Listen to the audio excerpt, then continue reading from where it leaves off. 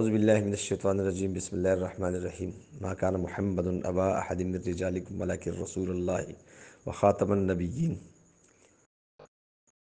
صدق الله العظیم.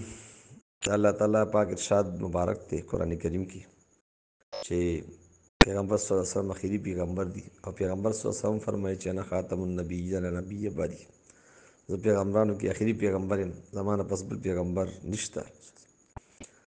چونکې د امت کې ډېرې فتنې د حدیثو د قرآن مطابق چې کوم فیصلې شوي دي او کومې پیشګویانې شوي دي، څه راغلي دي فتنې سره روانې دي او څه موجود دي. دې دور کې غټه فتنه د قادیانانو فتنه ده. دا د قادیاني مرزا غلام احمد نه شروع شوي ده. 1839 یا 40 کې دی پیدا شوی دی او د اول د عالم کېدلو دعوه وکړه، بیا د ولي کېدلو دعوه وکړه، بیا د مسیح موعود دعوه وکړه، امام مهدي صاحب دعوه یې وکړه رضی الله تعالی. لہذا ټول دعوې قرآن و حدیث نه به ثابتولې او غلط تفسیر به کولو، د جهاد نه انکار وکړو، انګلیش ګورنمنټ ته مزید تقویت ورسول وایي، د دعاګانې مو وکړي، ټولو ته دعا تجویز هم ورکړو. نن سبا یو فتنه نه دي دا، بلکې نام نهاد مفسرین، محققین، مبصرین او محدثین په سوشل میډیا باندې راغلي دي چې اکثر په شریعت پوره هم نه وي. هغوی دا خبره کوي چې دوی ته بعضې کې دا وایي چې یهودیان خو غټ کافران دي، خو هر څه نه مني، نو نه خدای کم کافران دي. د کم او زیات خبره ځان ته ده چې یو کس سړی ته وګه کوي دا خو منافق شو. دی خو خپل جوماتونه هم زموږ غوندې جوړوي، د دوی دعوې هم زموږ غوندې دي، د دوی مسلمانۍ هم زموږ غوندې سوچ کوي، حالانکې دی اسلام کې داخل نه دی، اسلام نه خارج دي.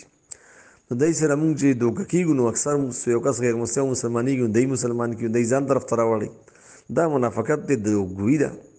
د دې نه بچ کېدو لپاره بهتره خبره دا ده، بلکې لازمي او فرض عین دا دي چې سړی دې نه ځان بچ کړي او دی ته ښه نه وایي. او دا هم نه چې یهودیان نه دی ښه دي، د یهودیانو نه ډېر خراب دي. یهودیان کافر دي معلوم دي او دی معلوم نه دي، دی موږ دوکه کوي.